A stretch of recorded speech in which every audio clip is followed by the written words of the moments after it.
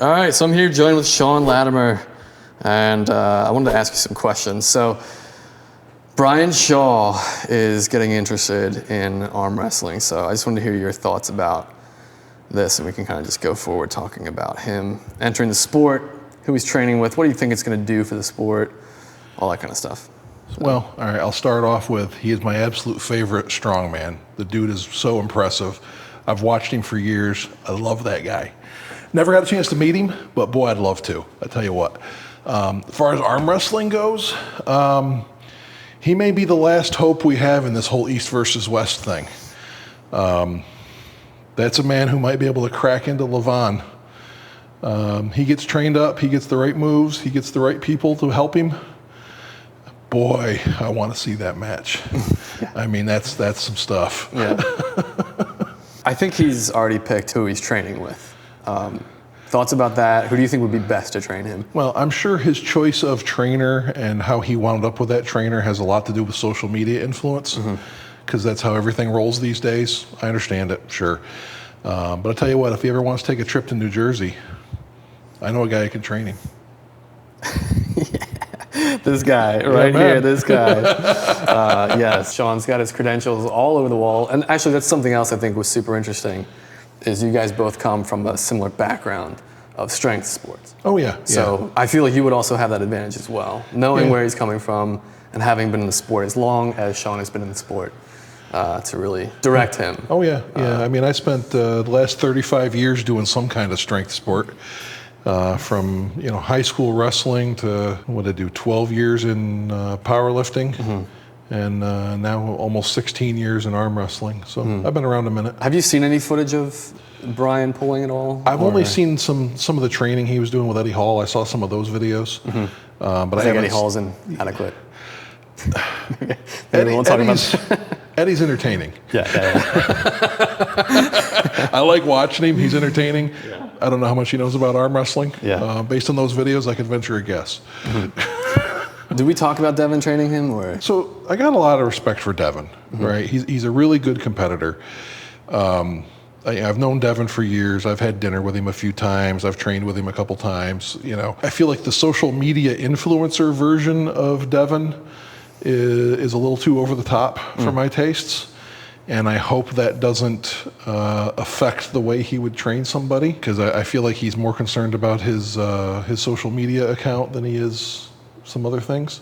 But, I hope Devon trains him well. I hope Devon is the right guy for it. I question some of the things that I see Devon say, because I wouldn't do it that way, but well, he is a better arm wrestler than I am, so I guess I can't say too awful much. If you were to train Brian, how would you go about it, or how would you think about it? Or? Step one is assess his strengths on the table, right? You got to understand where a guy's strong, where a guy's weak. Figuring out where a guy like that has any weakness is a hard task to begin with, because he's so super strong, right? So you got to kind of lay out a plan for figuring out the weaknesses and figuring out where the issues might be. Once you understand that, you can lay out a training plan and figure out where he's going to be the strongest, right? And if you're aiming at a particular target, like maybe one from Republic of Georgia. Yeah, maybe one. perhaps one from somewhere. If you're going to pick one, you spend a lot of time trying to find the right thing to attack that target. I think that's something that Devon's going to be good at, is trying to aim for the target. But we also know Devon's success rate at that particular target. So, yeah. Now, whether that's just a power thing or it's power and technique that have kind of followed that up, hard to say. I feel like there's some ways to chink away at that armor until you can hopefully bust that hand back. And you believe you have the keys to? I think I'm a really good coach. I think I'm really good at figuring out people's strengths and weaknesses. I think I'm really good at how to manipulate people on the table and how to teach people how to manipulate on the table. And I think a lot of what needs to happen is proper manipulation of that match to get in the right position where you can win against somebody who's that good. Would it work? Maybe. Would I like a shot at trying it? Oh, yeah. Yeah, I bet. And I believe you told me that you've trained people before. I've trained a bunch of people. Aside from arm wrestling, obviously. Oh, yeah. I used to do a lot of bench press training.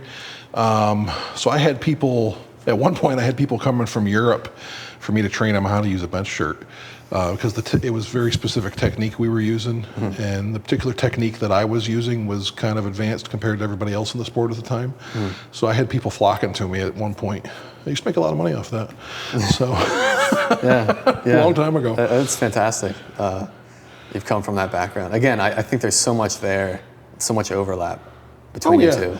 Yeah, I think it'd be great. I mean, hell, I'd just like to meet the guy and hang out with him. So. Yeah, I mean, same. So Brian, Shaw, if you're watching this, I would also like to hang out. Johnny, by the way. Not as recognizable as this guy right here. I have to say, he's an awesome coach. So got my recommendation for sure. Looking at Brian and his size, his strength, what do you think is his move? Or where do you think he should...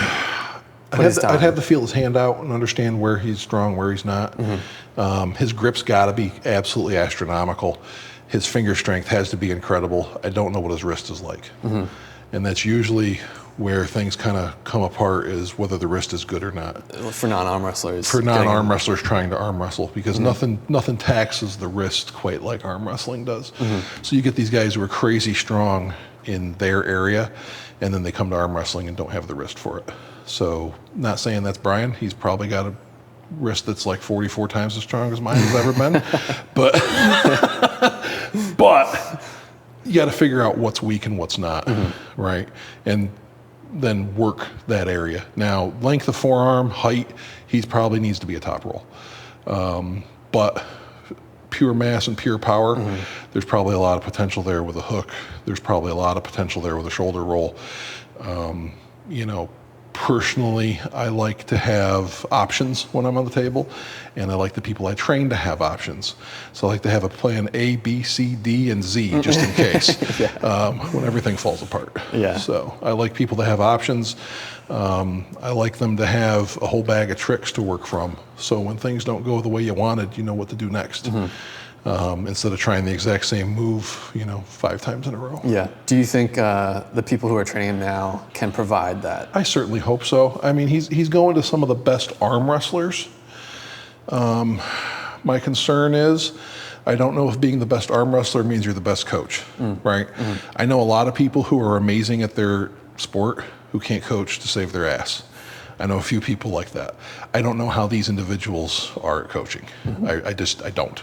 But I'm really hoping for the best, because I want to see it. I think we all do. I think I saw some people concerned about, because of his age and years in the strength sport, would his joints be good enough to last? Well, I don't know how his health is, right? I don't know the guy.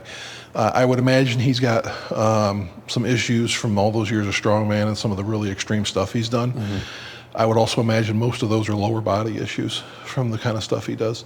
Probably back, hips, knees, things like that aren't quite as pertinent to arm wrestling.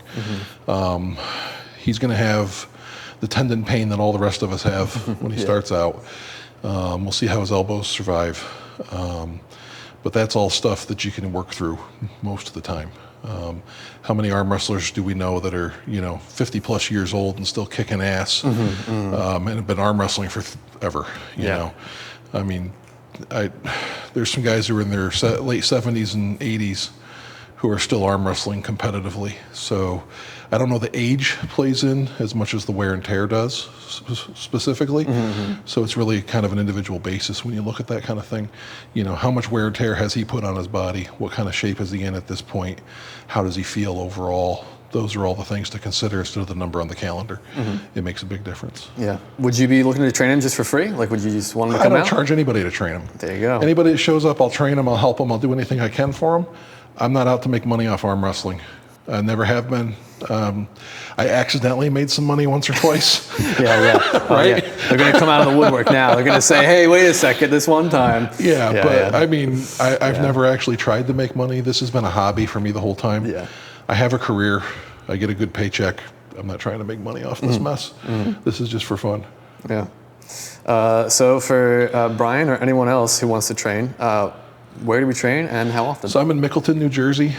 We train every Sunday at 1:30. I got my big pole barn gym. I got 4 tables. The Depending on the weekend, we've got anywhere from 6 to 25 people here. Depends on how busy everybody is and how serious people are at the moment. But we got a great group of guys. We have a lot of fun with it. Yeah, I can definitely attest to that. Well, that pretty much wraps up everything that I had planned for today to ask Shawn. So thank you, Shawn. Appreciate dude. you. Thank you for the thoughts. Anytime. Brian, hopefully you hear this and would love to see you out here training with us. So peace.